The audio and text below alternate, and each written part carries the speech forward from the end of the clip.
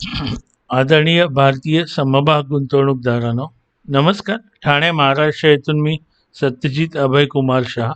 आपल्याला आतापर्यंत पाठ झाला असेल की गेले 6-7 वर्ष जे मी ELM म्हणजे इक्विटी लिटरसी मिशन अथवा मराठीत ज्याला समभाग गुंतवणूक साक्षरता मोहीम चालवतोय अथकपणे. एकही दिवस ज्याच्यात काही मी सुट्टी नाही, रजा नाही, काही नाही, माहिती नाही टाकली असं झालेलं नाही आहे. तर आणि हे मी का चालवतो मोहीम, कारण बहुसंख्य भारतीय गुंतवणूकदारांना, पहिलं तर हे सगळे गुंतवणूकदार 5%, 6%, 7%, 8%, 9% याच्यातच, म्हणजे एवढं व्याज किंवा एवढे परतावा दरवर्षी याच्यातच अडकून बसलेत. आता त्याच्यात काय काय गुंतवणुकीची साधनं असतील ही तुम्हाला माहिती आहे. बॉन्ड झाले, म्युच्युअल फंड झाले, FD आले, RD आले, असो. तर त्यांना समभाग गुंतवणुकीविषयीची योग्य माहिती होण्यासाठी ही माझी धडपड सुरू आहे. आत्ताच काही वेळापूर्वी मी एक व्हिडिओ टाकलेला जो होता भाग 2, म्हणजे ज्याच्यात मी समभागांवरील लाभांश गैरसमज ह्या विषयावर अगदी खोलात माहिती दिलेली. त्या भागात मी बोलता बोलता असं बोलून गेलो होतो की काही जण असं विचारतील, मग जर समभाग फक्त लाभांशासाठी नाही घ्यायचा तर आम्हाला चांगला परतावा मिळणारे समभाग आहेत का, मिळतील का, असे पण काही प्रश्न लोक विचारतात. तर आजच्या व्हिडिओचं शीर्षक आहे multi bagger shares a reality, अथवा मराठीत अनेक पटीने परतावा देणारे समभाग. आता गेले 6-7 वर्ष जे माझं अनेकांशी बोलणं होतं, त्या लोकांना ना म्हणे बॅगर स्टॉक्स हे अगदी असं काहीतरी, म्हणजे अस्तित्वातच नाहीये, जगात अस्तित्वातच नाहीये असं वाटतं. दुर्दैवाने ह्या लोकांनी कधी KDS साहेबांचे व्हिडिओ नाही बघितले, राकेशभाई झुंझुनवालांविषयी काही माहिती नाही वाचली, वॉरन बफे यांच्याविषयी काही वाचलेलं नाही आहे. त्यांनी किती पटीने त्यांनी संपत्ती कमवली आहे, अथवा ज्याला वेल्थ म्हणतात कमवली आहे, हे त्यांना माहीत नाही. त्यांना लॉंग टर्म इन्व्हेस्टमेंट माहीत नाही आहे. त्यांना कंपाऊंडिंग इफेक्ट काय असतो माहीत नाही आहे. कारण जो कोणी येतो तो समभाग गुंतवणुकीत, त्याला ताबडतोब म्हणजे माझं ते आवडतं वाक्य, आज शादी कल बच्चा, ताबडतोब उद्या तो मल्टीबॅगरच झाला पाहिजे. तर हा एक मी 30 तारखेची ही सगळी माहिती आहे याच्यात, कारण मी तेव्हा ते सगळं काढून बनवलेलं, पण वेळ लागला मला आता व्हिडिओ बनवताना.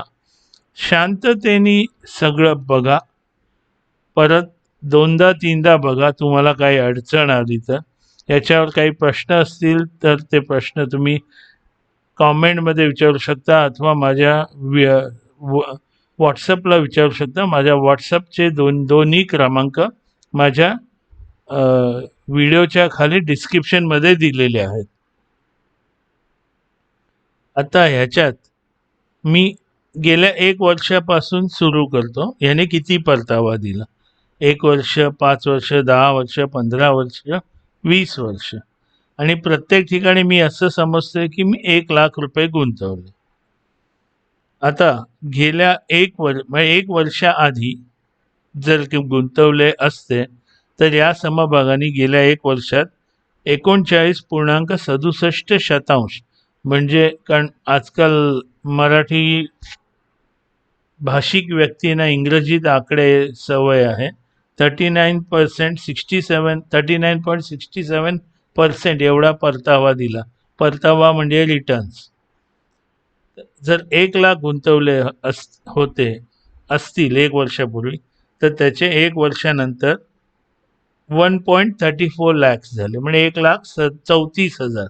मी पुढचं घेत नाही, 1000 आणि हे सगळे. आता हेच जर तुम्ही 5 वर्षात किती परतावा मिळालाय हे मी तुम्हाला सांगतो.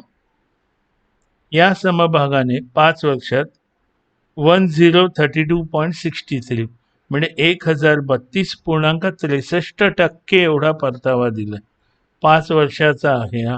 हा म्हणजेच जर 1 लाख कोणी गुंतवले असते 5 वर्षापूर्वी, आज त्याची किंमत 11,32,000 म्हणजे 33,000. कारण 11,32,630, तर ते मी राऊंडिंग ऑफ केलं, 11,33,000. आता 10 वर्ष हे तुम्ही म्हणाल 2, 3, 4 असं का नाही, प्रत्येक वर्ष एवढा वेळ नाही आहे मला. आणि हे मी माझी म्हणजे ही समाजसेवा समजतो मी स्वतः. आणि सगळं मला एकट्याला करावं लागतं, आकडे काढून त्याचं टक्केवारी काढणं. 10 वर्षात या समभागाने जर हा 10 वर्षापूर्वी घेतला असता, आजच्या घडीला त्याने 2074.89 म्हणजे 2074.89% एवढा परतावा दिलाय.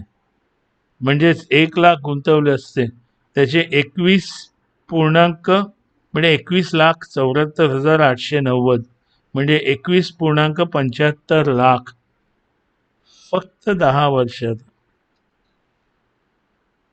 म्हणजे जर एवढे तुम्हाला परतावा हवा असेल तर तुम्हाला बहुतेक 100 ते 150 वर्ष तुम्हाला FD मध्ये ठेवावे लागतील. आणि म्युच्युअल फंडमध्ये अंदाजे 70 ते 80 वर्ष. हे समजून घ्या. आणि आता जर ते मी पुढचं 20 वर्षांचं तर वगैरे सांगतोय. अच्छा, आता 15 वर्ष. 15 वर्षात त्यांनी 12,058.38% म्हणजे 12,058.38% रिटर्न्स म्हणजे परतावा दिला आहे. 1 लाख गुंतवले असते, त्याचे 15 वर्षांनी 121.60 लाख म्हणजे 1,22,00,000. 1,01,00,000 15 वर्षात. हे लोकांना कळत नाही लॉंग टर्म इन्व्हेस्टमेंट म्हणजे काय, ज्याला दीर्घकालीन गुंतवणूक म्हणतात. आता 20 वर्षाचा घ्या, पण त्याच्या खालचं माहिती नाही आहे. म्हणजे या आस्थापनेला 20 वर्ष झालेली आहेत. 20 वर्षात त्या आस्थापनेने 27,924.94% परतावा दिला, म्हणजे 27,924.94%. 20 वर्षात. 1 लाख ज्याने गुंतवले असतील 20 वर्षापूर्वी,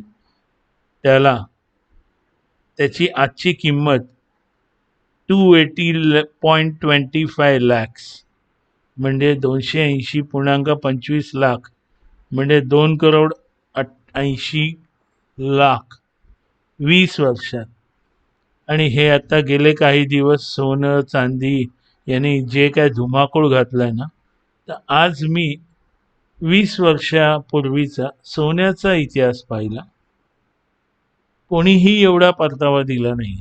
हे सोन्याने आत्ता सोनी किंवा चांदी यांनी आत्ता अनेक वर्षानंतर आत्ता एवढा दिलाय, पण ते एवढा खाली आलाय ना, ते सगळं दिलेलं काढून घेतलं. आणि याच्यावरून तुम्ही हे समजून घ्या, म्हणजे चुकीच्या ठिकाणी चुकीच्या भावना म्हणजे चुकीचे काहीतरी डोक्यात घेऊन की मला लाभांशासाठी पाहिजे, 1600% लाभांश मिळतो म्हणून मी लाभांशासाठी करणार. मी या आधीच्या व्हिडिओत सगळं समजून सांगितलं की 1 लाख तुम्ही गुंतवले, त्याच्या लाभांश फक्त 1.6% किंवा 3.2%. ते पर्सेंट लाभांश कुठे आणि हे कुठे. आणि अजून पहिलं म्हणजे मला काय समजावायचं तुम्हाला, किंवा तुम्हाला म्हणजे तुमच्या हार्ड डिस्कमध्ये मला ही गोष्ट घालायची, मल्टी बॅगर स्टॉक्स आहेत. आणि माझं जे सुप्रसिद्ध वाक्य आहे, कॅच देम यंग, त्यांना योग्य वेळी पकडायचे असतात. आता हे तुम्हाला सांगितलं तर खोटं वाटेल. मी हिंदुस्तान कॉपर माझ्या मते 145 रुपयाला घेतला होता काही महिन्यांपूर्वी. पण कसं आहे, माझ्याकडे बाकी खूप आस्थापनांचे समभाग झाले आणि माझं काय असतं की मी कुठलाही समभाग जर माझ्याकडे घेतला दीर्घकालीन गुंतवणुकीसाठी, तर त्याची किंमत कमीत कमी 50,000 तरी व्हायला पाहिजे. म्हणजे त्यात MRF वगैरे पकडू नका. MRF वगैरे होणार नाही. पण ते नाही होऊ शकले, कारण माझ्याकडे तेव्हा पैसा नव्हता. तर मी ते विकून टाकतो. त्याच्यामुळे मी ते हिंदुस्थान कॉपर विकला. याचा अर्थ मला काय सांगायचं आहे, मी योग्य वेळी उचलला होता. Catch them young. तसंच हे समभाग हेरायचे असतात. आता अजून ह्याच्यात महत्वाचं सांगतो तुम्हाला, हा समभाग स्टॉक स्प्लिट देऊ शकतो. त्याच्यानंतर ह्या समभागाचा रिझर्व्स इक्विटी रेशो म्हणजे रिझर्व्स भागिले इक्विटी हा 284 आहे. मग ह्याच्याकडे केवढे रिझर्व्स आहेत बघा. आणि यांनी गेले काही दिवस बोनसच दिलेला नाही. हा बोनस सुद्धा देऊ शकतो. आणि का देऊ शकतो, कारण ह्या स्वतःची समभागाची किंमत एवढी वाढली आहे की म्हणजे लोकांना ते घेण्यासाठी पैसे नाही आहेत. म्हणजे लिक्विडिटी मार्केटमध्ये कमी होत जाते जसं भाव वाढतो. आता तुम्ही जर कधी बघितलं असेल तर MRFचे BSEला कधीतरी 40च समभाग विकले जातात, 46च. कोण घेते 1,60,000, 1,65,000, 1,40,000? तर ती लिक्विडिटी येण्यासाठी ह्यांनी जर बोनस दिला, स्प्लिट जरी केलं, तरी विचार करा ते रिटर्न्स अजून किती वर जाऊ शकतात. त्याच्यानंतर डेट इक्विटी रेशो हा अतिशय कमी आहे. कारण काही महत्वाच्या गोष्टी मी तुम्हाला सांगतो. डेट इक्विटी रेशो अतिशय कमी आहे. प्रमोटर्सचं 70% वर प्रमोटर्सचं कॉन्ट्रीब्युशन आहे याच्यात. अजून काय पाहिजे? ही म्हणजे सोन्याचं अंड देणारी कोंबडी आहे. पण आपल्या भारतीय गुंतवणूकदारांना थांबायचं पेशन्स त्यांच्याकडे हे नाहीये. वाट बघायची. हो हो, मग आजच्यासारखं झालं की लगेचच अनेक जणांना हार्ट अटॅक आला असेल आज. अरे काय, ही एक रिएक्शन असते. परत ते येणार ना, नॉर्मलला येणार. आणि शेवटी तुम्ही आपल्याकडचे लोक काय बघतात ना, रोज बघणार भाव, 2 दिवसांनी बघणार, 7 दिवसांनी बघणार. त्यांना लॉंग टर्मचा अर्थच कळत नाही. FD किंवा म्युच्युअल फंड किंवा बॉन्ड्स घेतले ना, आयुष्यभर शांत बसलेले असतात. किती वाढले, काय वाढले, FD रिन्यू करायचंही माहीत नाही. पण समभागात आलं की लगेच रोज बघणार. हे विसरतात की शेअर मार्केट किंवा समभाग मंडई ही चेंडूसारखी आहे. ही खाली वर होणारच. तेव्हा आदरणीय, वंदनीय, पूजनीय, माननीय भारतीय गुंतवणूकदारांनो, हे एक योग्य आणि खरं उदाहरण आहे. आणि असे अनेक मल्टीबॅगर होऊ शकतात. आणि मी बहुतेक जे व्यक्ती मला विचारतात त्यांना मी सांगतो, मी कुठल्याही पुस्तकात वाचून कुठलाही समभाग घेत नाही. आता आज मार्केट खाली असताना सुद्धा माझे काही समभाग चांगले वर गेले.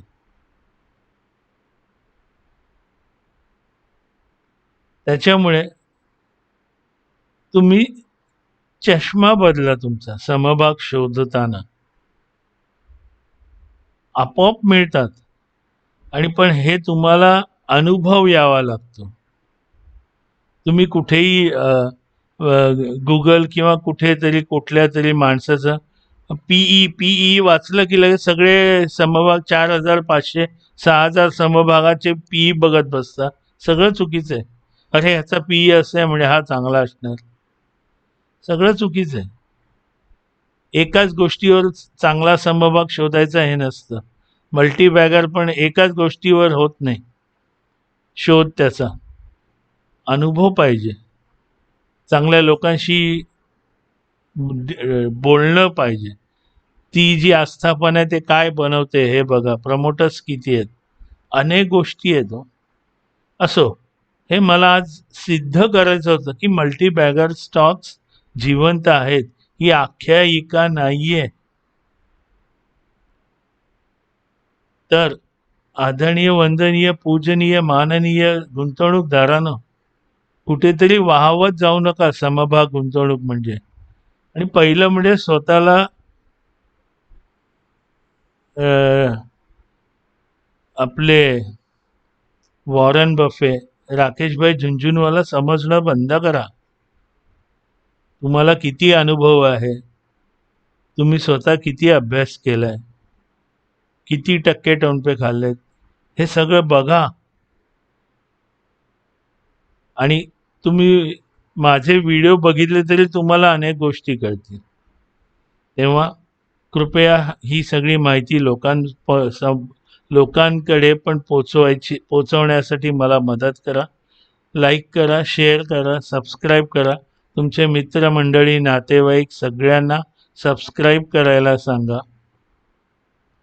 आणि असेच काही वेगळ्या धाटणीचे, वेगळ्या माहिती देणारे, वेगळी गोष्ट शिकवणारे असेच व्हिडिओ घेऊन पुन्हा भेटायला येईन. नमस्कार.